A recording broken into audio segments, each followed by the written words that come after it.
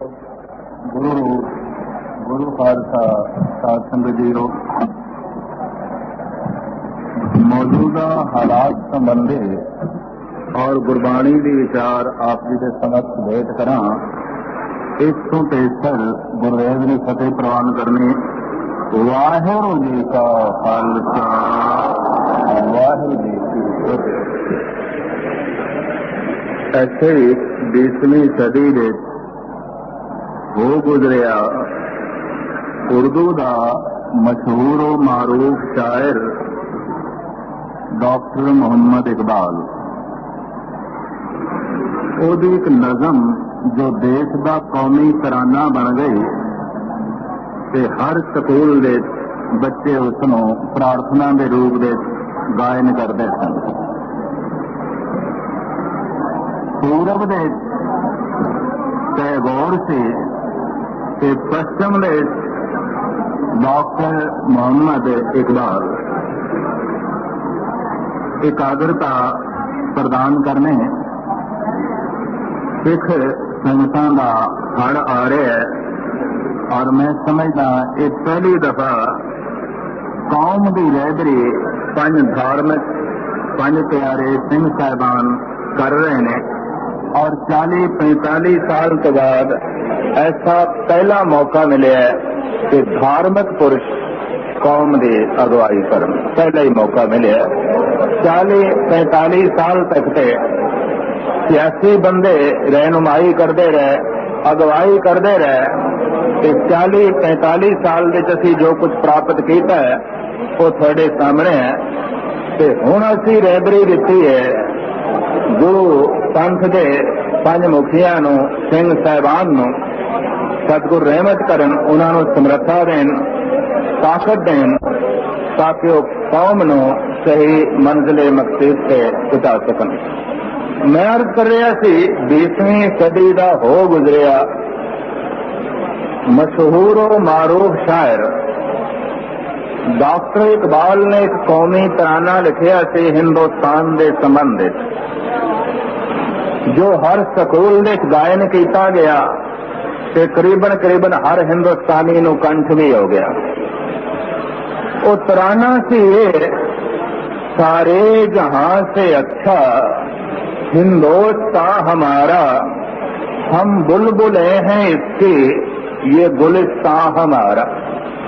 ये इकबाल का कौमी तराना सी हिंदुस्तान के संबंध, इस देश के संबंध।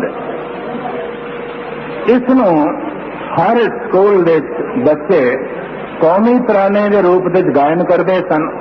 और करीबन हर देश भगत ने इसनों कंठ भी कर लिया कि सारे जहां से अच्छा हिंदुस्तान हमारा, हम बुलबुले हैं इसकी ये गुलिस्तान हमारा। वक्त लंघिया, समा लंघिया, इस समय के हथों सताया गया डॉक्टर इकबाल। देश की बहुगिणती ने इस हद तक परेशान किया, ओदी जमीर नू चिकनाचूर किया, ओनू दिमागी तौर पर इतनी छट पहुंचाई। उसे कौमी तराने के लिखारी ने एक दूजा शेर लिखिया। वो पता कि वो शेर है ये, मुद्दतें गुजरी हैं इतनी रंजो वन सहते हुए, शर्म सी आती है इस वतन को वतन कहते हुए। उसने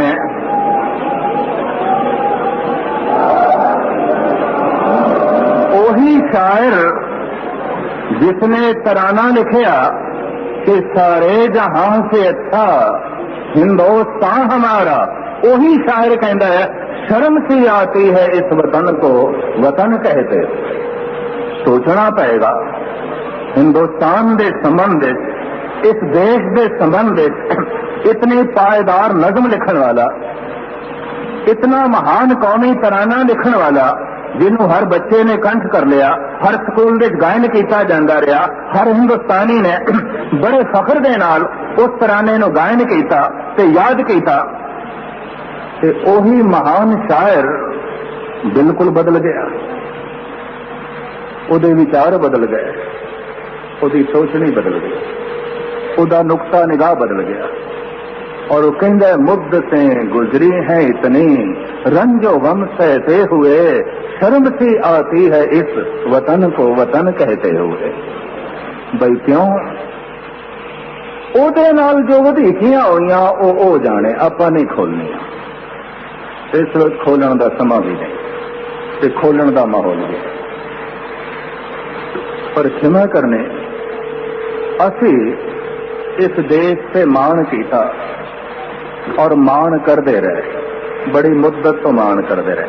इतना मान किया कि देश की रक्षा की खातर गुरुओं ने अपने शीश भेंट किए, गुरुओं के बच्चे शहीद हुए, बड़े बड़े सिख ब्रह्म ज्ञानी और संत महात्मा कदम कदम देते देश से देश की संस्कृति की रक्षा लई कुर्बानियां देंदे रहे।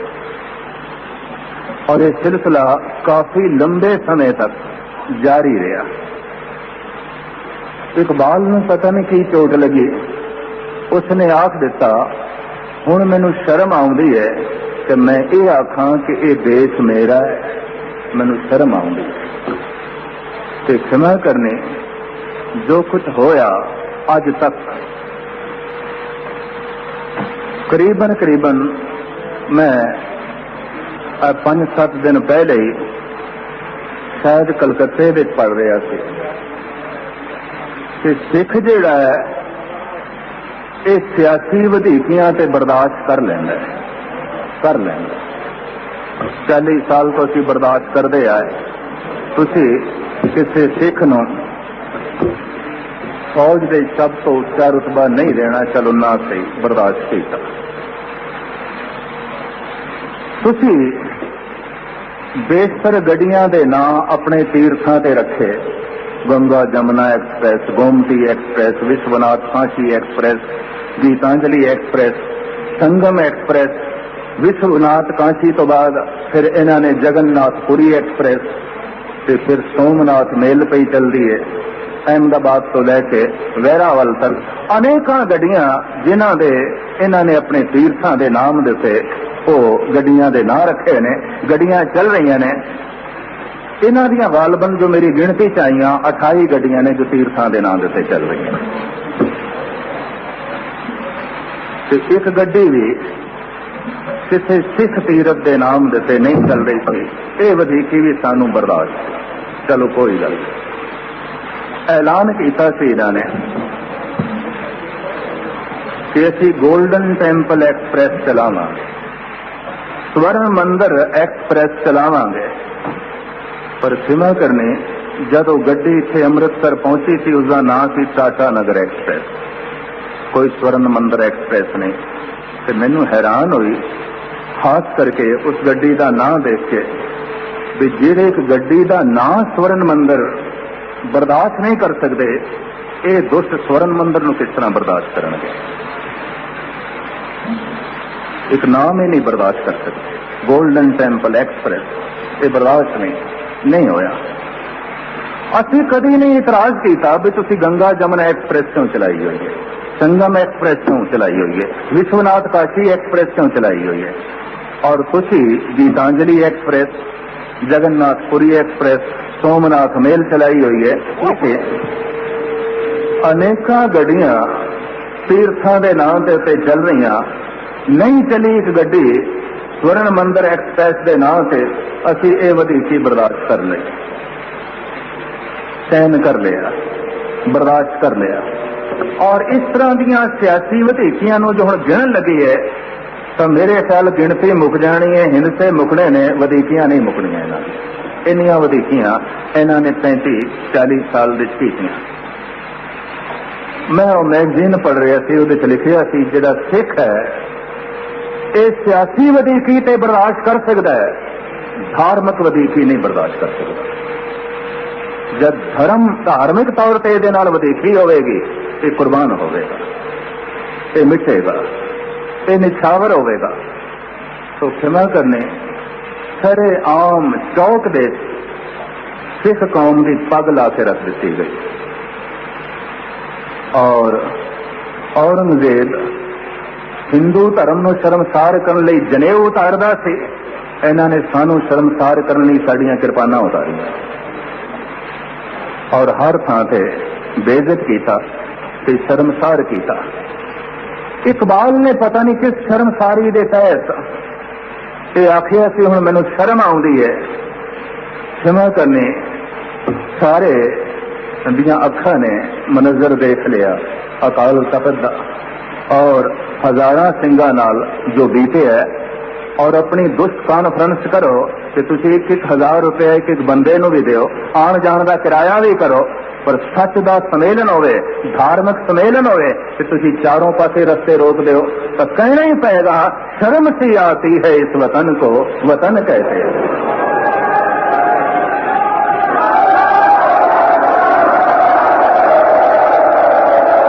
इस घर नूं, उस घर नूं अपना घर किस तरह आखिए कि घर दे च कोई साडी पग ला छड़े। मैं पढ़ रहा सी यूनान दे प्रसिद्ध दार्शनिक संत सुकरात दे कुछ बोल। अज तो 2500 साल पहले एथन दे एक बड़ा प्रसिद्ध दार्शनिक हो गुजरे। ये कहता है कि समाज दे सताए हुए मनुख चिंतक हो जाते हैं, घरेलू झगड़ियां दे सताए हुए मनुख संत हो जाते हैं, फकीर हो जाते हैं। उसका अपना अनुभव उन्हें गल कही है, तो मैनू तो इंज लगता है बाबे ने भी ये सहमति प्रगटाई है गुरु नानक देव जी ने। धुआं ताप गेरी के बस्ता अपदा का मारा ग्रहते न, घर दे कोई अपता विपता पै गई, पत्नी मर गई, या मुंडा एक लोता सी चलाना कर गया, या दिवालिया हो गया, या घर दे कलेश है झगड़ा है, कहते चलो हुण संत बनो फकीर बनो।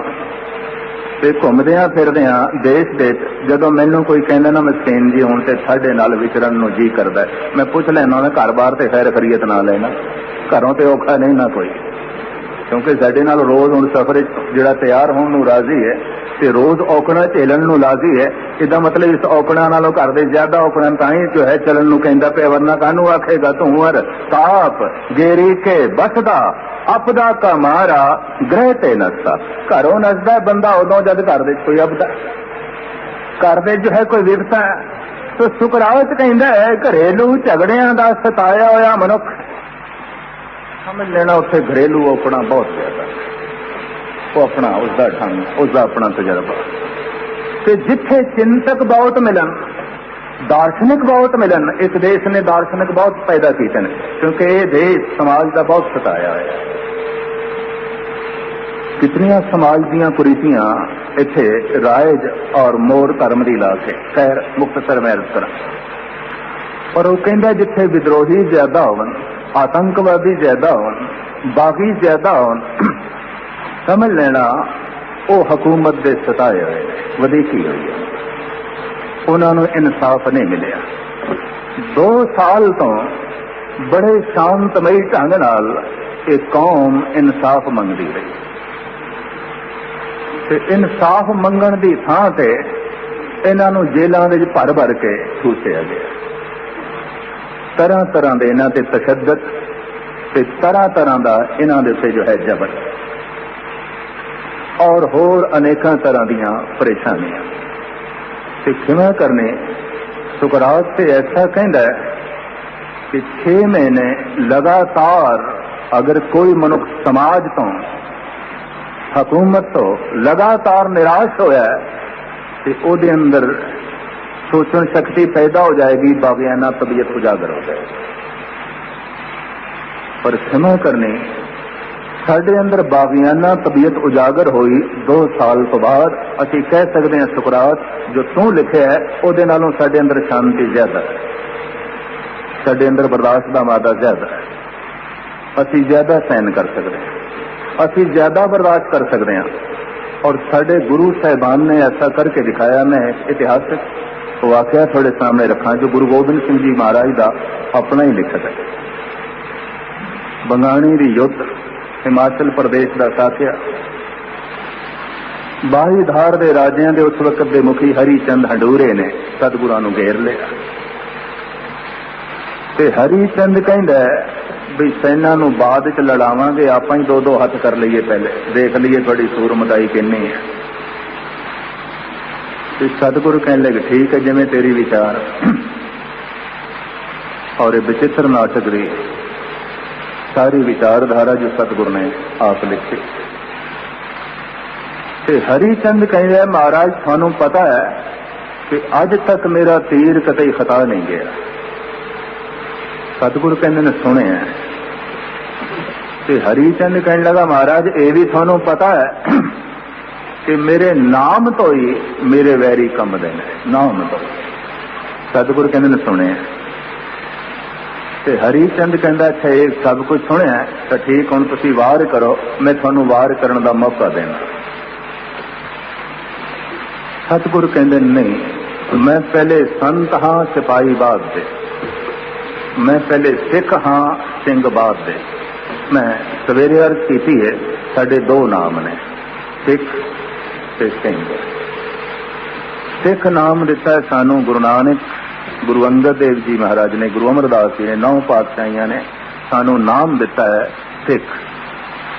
ते 10वें पातशाह गुरु गोबिंद सिंह जी ने सानू तखल्लुस दिता है सिंह।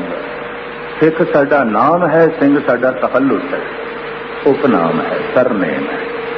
ते असी सारी दुनिया दे इन्हां 2 नामां नाल जाने जांदे हां, पहचाने जांदे हां। सिख होना साडा संत होना है, सिंह होना साडा सिपाही होना है। ते मैं सवेरे अर्ज कीती सी, संत जिहड़ा है वो ग्रंथ की पूजा करता है, ते जिहड़ा सिपाही है वो शस्त्र की पूजा करता है। इस वास्ते असीं गुरु ग्रंथ साहब की ताबिया दे करीबन इतिहासक स्थानां दे शस्त्र रखे, ताकि ग्रंथ नूं भी मत्था टेकीए ते शस्त्र नूं भी मत्था टेकीए। सिपाही का गुरु पीर कौन है? शस्त्र। ते संत का गुरु पीर कौन है? गुरबाणी, गुरु ग्रंथ। ते गुरु गोबिंद सिंह जी महाराज ने ते साफ कह दिता, साहेब सरोही साहिती यही हमारे पीर। ते मेरे पीर ने ये तीरां, ये तलवार, ये भाले, ये बरछे, ये तुपकां, ये मेरे पीर ने, ये मेरे मुर्शद ने। इस वास्ते सतगुरु कहते मैं नमस्कार करदा। जय जय जयकारन श्रेष्ठ उदारन मम प्रतिपारन जय तेगन। मैं नमस्कार करदा। हे तेग, हे तलवार, मैं तेनू मत्था टेकदा। क्यों? तू मेरी मुर्शद है, तू मेरा पीर है। तो इत्थे सवाल पैदा होगा, क्या साडे 2 गुरु ने? हाँ, जब साडे रूप 2 ने तो फिर गुरु भी 2 ने। इतनी मैं अर्ज करा। असी सिर्फ सिख नहीं हाँ, असी सिर्फ सिंह नहीं हाँ, असी सिख भी हाँ, असी सिंह भी हाँ, असी संत भी हाँ, असी सिपाही भी हाँ। सिपाही का गुरु शस्त्र होंदा है, ते क्षमा करनी संत का गुरु गुरबाणी होंदा है, गुरु ज्ञान होंदा है, ग्रंथ होंदा है। हजूर साहब के शस्त्रां की पूजा, आनंदपुर साहब के शस्त्रां की पूजा, पटने साहब के शस्त्रां की पूजा, सदियां तो असी शस्त्रां नूं मत्था टेकदे आए हां। तुसीं कबूल कर लिया ते अज तुसीं कहंदे शस्त्रां नाल गुरुद्वारा भ्रष्ट हो गया, ते तुसीं टैंक चाड़ के पवित्र कीता गुरुद्वारा, दरबार साहब पवित्र कीता।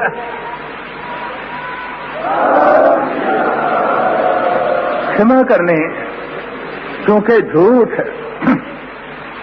फैलाण लई साधन बड़े ने, ते सच नूं मनजर आम ते लियाण लई कुछ साधन कोई नहीं, कुछ भी नहीं। तो मैं अर्ज कर रहा सी, सतगुरु कहने लगे मैं संत पहले हाँ, सिपाही बाद हाँ, ते संत दा एक काम नहीं कि पहले वार करे। हरिचंद तू वार कर। ते हरिचंद कहंदा गुरु ते बड़ा भोला है, बहुत भोला है, सानू दुश्मन नूं वार करन दा मौका देंदा पिया। सारी दुनिया कहंदी पई है कि सिख कौम बड़ी भोली है, भोली कौम। ते मैं फिर अर्ज करा, भोले दी पहचान ये होंदी है कि अंदरों बाहरों एक होंदा है, धोखेबाज छल कपट नहीं होंदा। ते भोला बंदा ही रब दे नेड़े आ, भोले भाह नाल ने। भोले का मतलब मूड नहीं, जिवें पंजाबी च कह दिंदे ने तू बड़ा भोला है। भोले का मतलब है अंदरों बाहरों एक, जो जबान ते वो दिल दे, जो दिल दे ते जबान ते। भोला ते भोला बंदा सच दे नेड़े आउंदा है, चलाक बंदा झूठ दे नेड़े आउंदा है। भोला बंदा ज्ञान दे नेड़े आउंदा है, क्षमा करनी ते जिहड़ा चतुर ते चलाक बंदा वो कठोरता ते तशद्दद दे नेड़े आउंदा है। भोला धोखा खाना जानदा है, धोखा देना नहीं। चलाक धोखा खाना नहीं जानता, धोखा देना ही जानता है। ते एक आलम का कहना है, 1000 दफा धोखा खा लैण नालों 1000 दफा एक दफा धोखा देण नालों 1000 दफा धोखा खा लेना बेहतर है, चंगा। धोखा खाना कोई पाप नहीं, धोखा देना पाप है। 35 साल तो सानू धोखा ही दई जाते हैं, और की असी बर्दाश्त किया। क्यों बर्दाश्त किया? भोला ते भोला बंदा पवित्र होंदा, चलाक बंदा दुष्ट होंदा। चतराई न चतर बुझ पाइए, रे जन मन माद हो संभलाइए। ते मैं इतनी तो गल कहांगा कि गल्लां बातां दे चलाकियां दे असी इन्हां नालों नहीं जित सकते। क्यों कि चतर चलाक बेईमान ने असी बोले इन्नी गल। भोला बंदा सच दे नेड़े आउंदा है, चलाक ते चतर झूठ दे नेड़े आउंदा है। और की असी शायद इन्हां दा मुकाबला ना कर सकी। जिस तरीके नाल धुआंधार इन्हां दियां लेखड़ियां, जिस तरीके नाल झूठ टीवी ते रेडियो ते बोलदे पए ने, शायद असी इस ढंग नाल जवाब जो है ना दे सकीए। पर इतनी गल स्पष्ट है, निरंकार परिपूर्ण परमात्मा का एक अटल नियम है कि आखिर झूठ नूं कुमला के खत्म होना पैंदा है। कूड़ निखुटे नानका ओढ़क सच रही। जितनियां सरकारी बिल्डिंगां ने, तमाम सरकारी बिल्डिंगां दे उत्ते लिखिया है सत्यमेव जयते, सत्य की सदैव जीत होती है। ये संस्कृत के शब्द लिखे ने सत्यमेव जयते। ये मैं हिंदी में कुछ लेख भी लिखे सन, अखबारों में भेजे सन। ते ऐ जिस दिन का अमृतसर का वाकया होया, पंजाब दे दुखद घटनावां घटियां, ते मैं उस लेख दे लिखिया हुण इन्हां सरकारी इमारतां ते लिख देना चाहिए है झूठ में जेब ते, सत्य में जेते नहीं, हुण झूठ में जेते। क्योंकि सारी सरकारी जब झूठ के आसरे ते चलती होवे ते सरकारी इमारतां दे उत्ते लिख देना ये बहुत वड्डा धोखा है। पर यह भी चलाक बंदा धोखा देंदा, दुष्ट बंदा धोखा देंदा। तो सतगुरु कहने लगे हरी चंद तू वार कर ले। ते हरी चंद कहंदा गुरु बड़ा भोला। ते मैं फिर अर्ज करा भोला उसनों कहते ने हमू मर्द बायद शबद सुखनवर न शिक में दिगर दरदहाने दिगर। जो अंदर है और वही बाहर है, जो बाहर है वही अंदर है। शायद कहना सी ते उसे नूं बंदा कहते हैं, बाकी ते सारे पशु ने। बाकियां नूं ते मनुख कहना मनुखा की जो है तौहीन करनी है।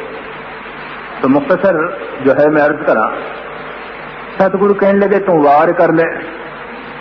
ते हरी चंद ने ऐन निशाना बनाया सतगुरु के घोड़े का, बई ये नीला पहाड़ां नूं छाल मार के लंघ जांदा है, बड़ी भीड़ दे चों लंघ जांदा है। ते ऐसा ना होवे किधरे घोड़ा ही सतगुरुआं ने किधरे भजा ले जाए ते सतगुरु का यह घोड़ा ही पहले जख्मी करो या मार दे।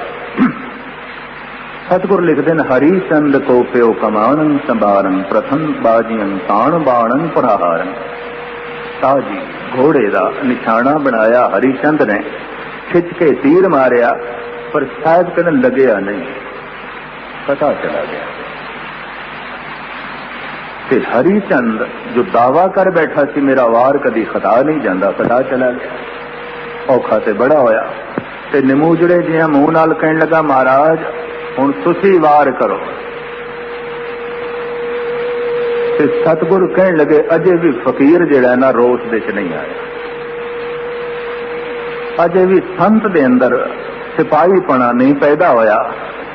इस वास्ते हरिचंद एक वार तू होर कर ले।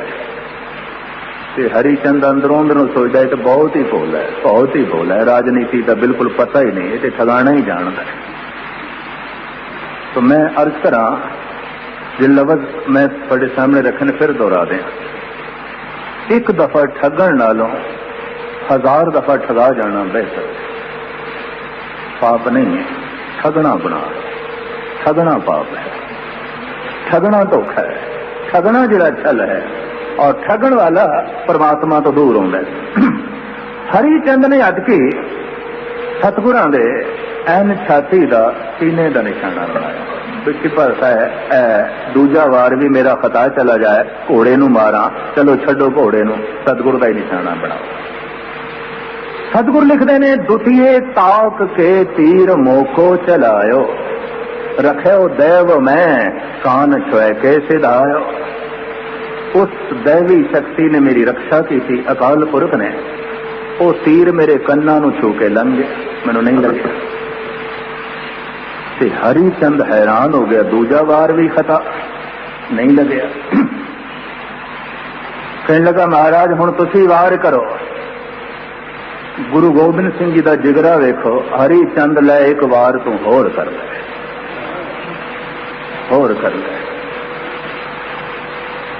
साडे गुरु का इतना वड्डा जिगरा है, इस कौम का बहुत वड्डा जिगरा है। इसने 35 साल की वधीकियां तो बाद क्षमा करने विद्रोह किया, पहले नहीं किया। 35 साल की वधीकियां तो बाद आतंकवाद ने जन्म लिया, पहले नहीं जन्म लिया। 35 साल की वधीकियां तो बाद बागी पैदा होए, विद्रोही पैदा होए, मजबूरी, बिल्कुल मजबूरी। हरिचंद ने अटकी सतगुर दे कमर कसे का निशाना बनाया, भी पहले मैं छाती नूं तीर मारिया ते उच्चा हो गया ते कंधे कोलों लंघ गया, अटकी सतगुर दे कमर कसे का निशाना जो है बनाना है।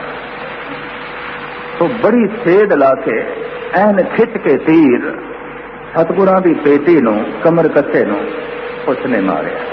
महाराज कहंदे तितिये तीर मारियो सो पेटी मजारं, विधियं चिलकतंग द्वाल पारं पधारं। चिलकतंग रेशमी कपड़ा ते थल्ले एक चमड़े की पेटी, चमड़े की पेटी दे उत्ते सतगुरु ने एक रेशमी कपड़ा बनिया होया सी, कमर कसा, ते हरिचंद्र ने कमर कसे का निशाना बनाया, तीर निशाने से लगे। विधियं चिलकतंग रेशमी कपड़ा फट गया, चमड़े की पेटी भी फट गई। ते महाराज कहते ने चुभी चुंज चरमं कछु घाय ना आयो, इतनी जी चुंज सानू लगी पर कोई विशेष भाव नहीं आया, पर चुंज लगी, थोड़ा जिहा खून निकलिया। पर जदों ये बाण सानू लगया, जदों ये चुंज सानू लगे, ते साहिब कहते साडे अंदर सुता होया सिपाही जाग पे। ते फिर असी हरिचंद नूं संबोधन होके कह दिता, जबे बाण लागयो तबे रोत जागे।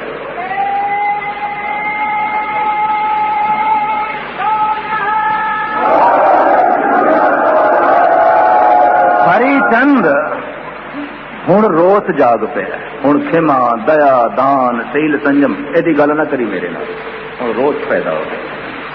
हुण करे ले कमाणं हणन बाण ताणं सबे दीर धाए, सरोघं चलाए हरिचंद मारे सुजोदा लिखारे। सतगुरु कहंदे असीं खिच के बाण मारिया ते एक ही बाण नाल ओ जमीन ते आण डिग गया, धरती ते आण तड़पिया। सतगुरु ने कहा रोस उदों जागया हरिचंद जद तेरा बाण लगया सा। असी गुरु दी उम्मत हाँ, सियासी तीर अनेका इन्हां ने मारे ते सियासी तौर ते सानू बथेरा इन्हां ने नुकसान पहुंचाया। असी नहीं रो सके, चलो कोई गल नहीं, असी थोड़ा खादा से इस वड्डे भरा ने, चलो ज्यादा ही सी, हालांकि ते छोटे दा हक ज्यादा बनदा सी ते वड्डे नूं अपना फर्ज समझना चाहिदा सी, पर नहीं, चलो कोई गल नहीं, इहदे कोल धन ज्यादा होवे, चलो साडे। पर जब घर दे पग ला दी गई तो मजबूरन इकबाल की तरह कहना पाया, मुद्दतें गुजरी हैं इतनी रंजो गम सहते हुए, शर्म सी आती है इस वतन को वतन कहते। हुण लज्जा आउंदी है इस देश नूं अपना देश किस तरह आखीए, जिथे बसां विच बैठे हैं साडी तलाशी, गड्डी विच बैठे हैं तो सानू इंज देखण भी डाकू बैठे हैं, ते जे जहाज दे सफर करिए तो आखन कृपान ला देण, किस तरह आखीए देश साडा। कदम कदम पे शर्मसारी, कदम कदम दे उत्ते बेइज्जती। ते दिल्ली विच मैं थोड़ी जिहा गुरबाणी दी विचार करदे आया, मौजूदा दौर दे सत्ताधारियां दी वधीकी दा जिक्र कीता ते दिल्ली तो ही नसना पिया, प्रोफैसर दर्शन सिंह नूं भी नसना पिया। हद हो गई, ये देश अपना, ये कोई अपना घर है।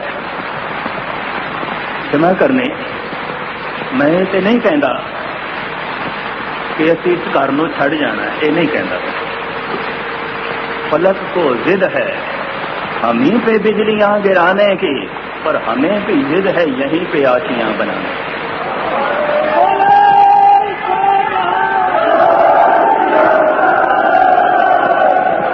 तुसी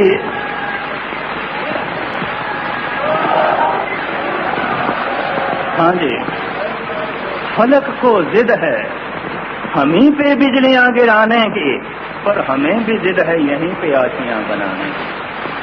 तुसी अपनी जिद पूरी कर लो, असी हुण अपनी जिद पूरी करनी। और साध संगत जी एकाग्रता प्रदान करने। तो मैं इतनी अर्ज करा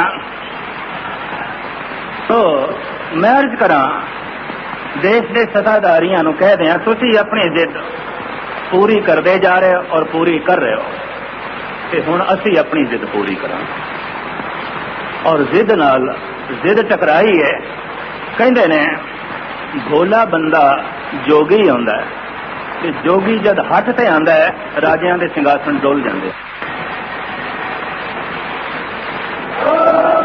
तो साहिब गुरु गोबिंद सिंह जी महाराज कलगीधर पातशाह रहमत करन, बख्शिश करन, समर्था देन और ताजगी देन, समर्था देन और ताजगी देन, हिम्मत देन, दिलेरी देन, और साडा जज्बा बनया रहे ताकि असी वक्त सिर और वक्त तो पहले